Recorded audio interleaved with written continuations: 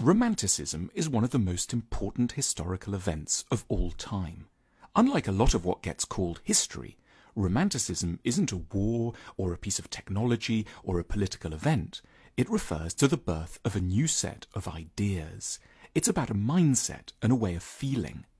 Romanticism began in Western Europe in the mid-18th century in the work of artists, poets and philosophers, and it subsequently spread all over the world, changing how millions of people look at nature, children, love, sex, money and work. We are all now, more or less, in some aspects of our sensibilities, romantics. Romanticism is best understood as a reaction to the birth of the modern world and some of its key features: industrialization, urbanization, secularization and consumerism. What follows are some of the central moments in the history of Romanticism. The Marais, Paris, May 1762. The Swiss philosopher Jean-Jacques Rousseau publishes a book about the raising of children, Emile, or On Education. It contains diatribes against the oppressive world of adults and praises the natural goodness, spontaneity and wisdom of little children.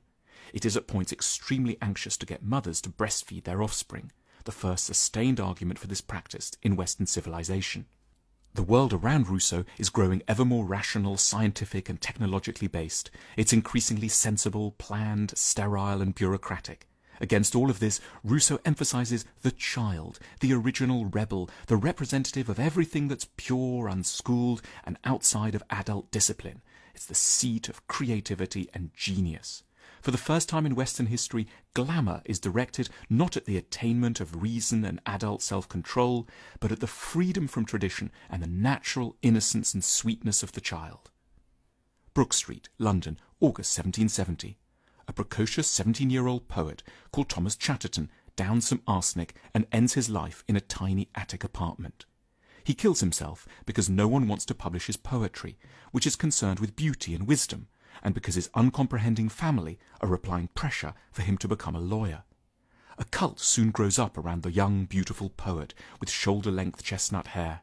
He becomes an emblem of something that will become very important for romantics: the idea of the sensitive, doomed person, often an artist, rejected by a cruel, vulgar world. Chatterton stands at the head of a long line of romantic heroes that will stretch from Byron to Keats to Van Gogh and eventually all the way to Jim Morrison and Amy Winehouse. Romanticism borrows from Christianity. The romantic hero is a secularized, Christ-like figure, the loser who is in truth deeply noble in the eyes of the few who understand. Leipzig, Germany, 1774. The German author Goethe publishes the quintessential romantic love story, The Sorrows of Young Werther. It tells the story of a passionate, doomed love affair between a young poet called Werther and a beautiful, clever young woman called Charlotte. Unfortunately for Werther, Charlotte is married, so the love is impossible from the very start. But that doesn't stop Werther, a dreamy and practical young man who loves the arts above all else. Like Chatterton, Werther is under pressure to have a sensible career and join bourgeois life, but he can think of only one thing: the impulses of his heart. Eventually, Werther can't take it anymore and kills himself. But rather than condemning him as a lunatic and a hothead, Goethe, one of the founding fathers of Romanticism, directs all our sympathies towards Werther. We're supposed to be on his side, admiring his passionate and entirely impractical attitude to love. The book becomes the most popular novel of a generation. 3 million copies are printed.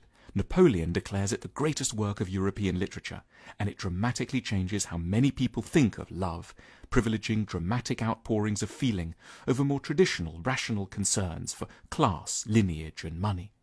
For a romantic, it's always right and noble to follow your heart. The disastrous results that follow aren't any argument. They're just proof of how desiccated and heartless the so-called adult, sensible world can be. Madrid, Spain, 1798. The artist Francisco Goya produces one of his most iconic images, titled "The Sleep of Reason Brings Out Monsters." It captures a quintessential romantic interest in the limits of reason and the power of the irrational over humans' fragile minds. To be romantic is to have sympathy for madness and to hold an almost vengeful attitude towards bombastic claims as to the triumph of rationality, science and logic. The Lake District, England, December 1799.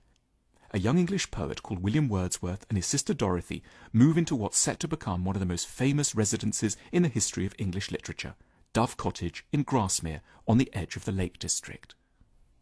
Here they will spend the next 9 years, and Wordsworth will write some of the greatest poetry in the English language, celebrating something that's very under threat, the natural world. He'll write about daffodils, oak trees, clouds, butterflies and rivers, and his work will charm and seduce Europe. Within a generation there will, in Wordsworth's own estimation, be more tourists than sheep in the Lake District. Most importantly, running through Wordsworth's poetry is an abiding hatred for everything mechanical and industrial. When many years later a railway line threatens to pass through the Lake District, Wordsworth and his followers do everything they can to have the train, a symbol of Wordsworth's hated technology, rerouted. To be a romantic is to take the side of nature against industry. It's to prefer a daffodil to a viaduct, a tree to a factory. At the moment when huge swathes of Britain are being covered in the often monstrous new cities that are making Europe rich, Wordsworth, the quintessential romantic, speaks up for the natural and the simple life. Niagara, United States, September 1829. The American painter Thomas Cole paints one of his most characteristic images of the mighty Niagara Falls with a couple of Native Americans in the foreground. Cole makes his name as a painter of sublime scenes, vast landscapes of the American interior, showing nature at its most dignified and impressive. Man looks lost and puny by comparison. This too is a typical romantic attitude, for romantics don't believe in God, but they go in search of the emotions one might once have had around religion, and locate them in the big, wide-open spaces of nature. To be a romantic is to find relief from the pressures of competitive city life in the sort of natural grandeur that transcends all human achievements and concerns. Westminster, London, April 1847. 14 years after some fairly incompetent officials destroy the British Parliament with fire, a new building reopens designed by a rising star architect, Augustus Pugin. Oddly, even though the building is new, it's made to look old, very, very old, medieval in fact. It's full of suits of armour and seated angels. When the architect Pugin defends the building, he argues that his building is noble because it harks back to his country's pre-industrial past, before it grew obsessed, he's careful to add, with money or technology. It begins a cult of the Middle Ages, a big theme in Romanticism, which identifies in the world of knights and castles, a nobility that is thought missing from the factories and shopping arcades of the modern world. Saint-Germain, Paris, May 1863. The French poet Charles Baudelaire writes a prose poem celebrating an unusual character whom he calls a flâneur, a stroller or loafer, a casual wanderer who has no particular job to go to and just spends his time observing busy street life of the modern city, threading his way through the crowds, strolling instead of rushing, sampling people's conversations and creating narratives for others' lives. Baudelaire, a typical romantic, admires the flaneur's playfulness and lack of practicality. This person isn't a waste of time. It doesn't matter that he doesn't have a job. For Baudelaire, he is a prince, unlike the boring wage slaves rushing to the new offices of capitalism. Le Havre, April 1891. The French painter Paul Gauguin set sail for Tahiti, hoping to escape everything that is artificial and conventional. He lives in the Pacific South Seas on and off for the rest of his life, drawing young native women looking relaxed and natural without anything on. They are, in his eyes, evidence that civilization is what has made us sick, a core romantic belief. The Romantic movement has permanently changed our sensibilities. As the world has grown ever more technological and rational, Romanticism has come to stick up for the irrational, the untrained, the exotic, the childlike and the naive.